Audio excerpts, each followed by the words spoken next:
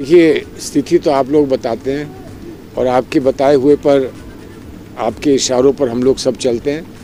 लेकिन जो खबर आ रही है चारों ओर से, जो फर्स्ट फेज़ और दूसरा फेज़ हुआ है, उसके बारे में जो खबर बिहार से लेकर कर्नाटक तक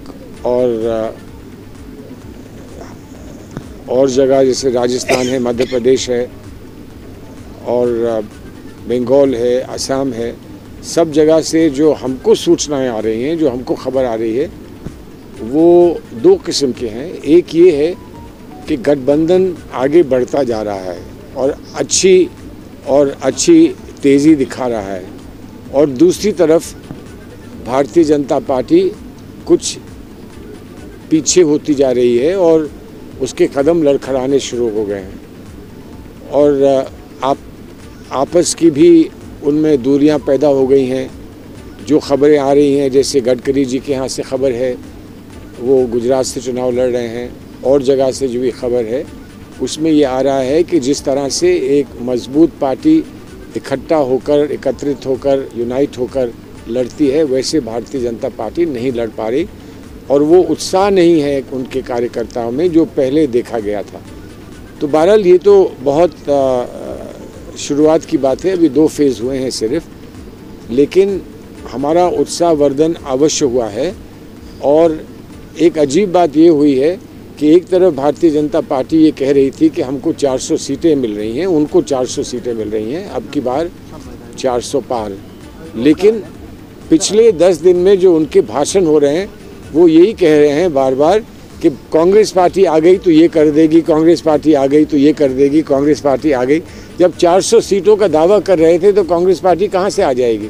लेकिन आज वो उतर आए हैं इस बात पर कि कांग्रेस पार्टी आ गई तो ये करेगी, कांग्रेस पार्टी आए तो ये करेगी, और बेबुनियाद बातें, ना सिर ना पैर वाली बातें वो अपने भाषणों में कह रहे हैं। मुझे उम्मीद है कि बहुत समझदार है हमारा मतदाता, भारतवर्ष का मतदाता, और उसको इस बात की बड़ी चिंता होगी कि भारत का भविष्य, हमारे बच्चों का भविष्य कैसा होगा, और इसको सामने रखकर वो सही फैसला करेगा, हमें पूरी उम्मीद है। देखिए, भारत की छवि विदेशों में क्या है, इस पर चर्चा बड़ी संवेदनशील चर्चा है।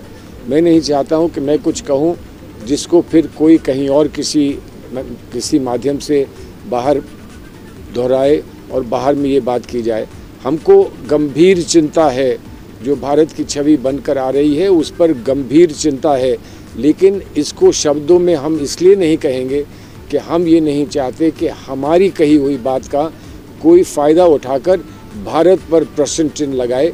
हमारी पहली आखिरी जो समर्थन हमारा है वो भारत के लिए है, और भारत को अगर कहीं ठेस पहुंचती है तो उसको ठीक करने के लिए हम अपना दायित्व समझते हैं, कर्तव्य मानते हैं, और हम सरकार में आएंगे तो सबसे पहले हम उसको ही सुनिश्चित करेंगे और उसको ही ठीक करेंगे। दिल्ली कांग्रेस प्रदेश अध्यक्ष विजय लवली ने अचानक इस्तीफा दे दिया, क्यों दिया? इस पर चुनाव से क्या फ़र्क पड़ेगा? अब देखिए, चुनाव पे फ़र्क तो किसी का नहीं पड़ता है, क्योंकि एक पार्टी का जो छवि होती है, पार्टी का जो लोगों के साथ जुड़ाव होता है, और जो पूरी परिस्थितियों को देखते हुए लोग आकलन करते हैं कि इस समय हवा किधर चल रही है, उसको एक व्यक्ति विशेष के किसी भी निर्णय पर निर्भर नहीं रखा जाता है, नहीं होता है निर्भय। लेकिन उन्होंने ऐसा किया, और क्यों किया इसकी मुझे जानकारी नहीं है। मैं यहाँ था, मुझे किसी से ना इस पर बात करने का मौका मिला है, ना ही उनकी किस कारणवश उन्होंने ऐसा किया, इसको समझने की कोशिश की है, तो इसलिए मैं इस पर कुछ और नहीं कह सकता हूँ। लोकसभा चुनाव में जो है कांग्रेस कितनी सीटें ला रही है? देखिए, मुझे तो अब विश्वास बढ़ता जा रहा है कि हम सरकार बनाएंगे, कांग्रेस नहीं, इंडिया अलायंस सरकार बनाएगा, और इंडिया अलायंस सरकार बनाएगा तो उसमें अवश्य एक बहुत भारी कंट्रीब्यूशन कांग्रेस का होगा।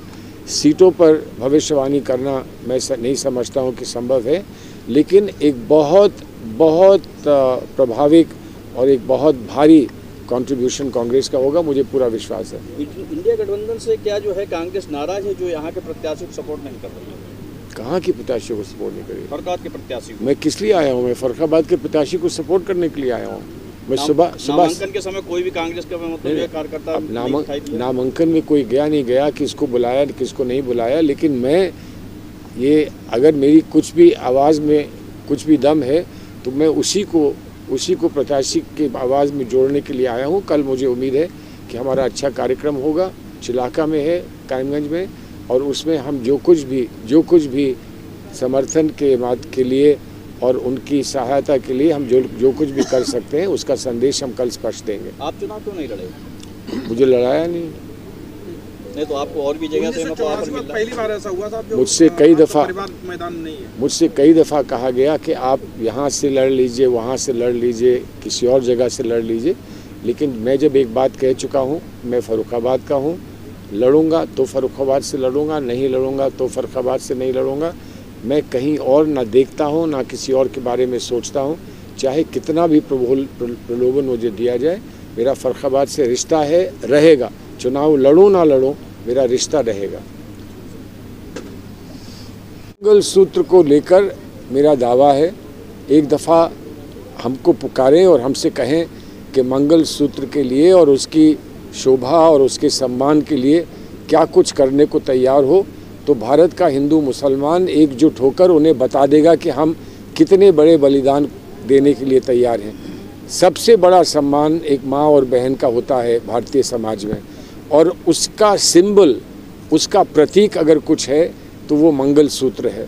मंगल सूत्र पर ऐसी भाषा का भी प्रयोग करना हम समझते हैं कि बड़ा दुख का विषय है, लेकिन हमारा समर्पण अगर वो देखना चाहते हैं तो एक दफ़ा हमसे कहें कि कुछ करके दिखाओ, हम पूरी तरह से हर कुर्बानी और बलिदान करके दिखाएंगे और बता देंगे कि हमारी जो समझ और हमारी जो सोच मंगलसूत्र के बारे में है वो उनकी सोच से कितनी दूर है और कितनी अलग है।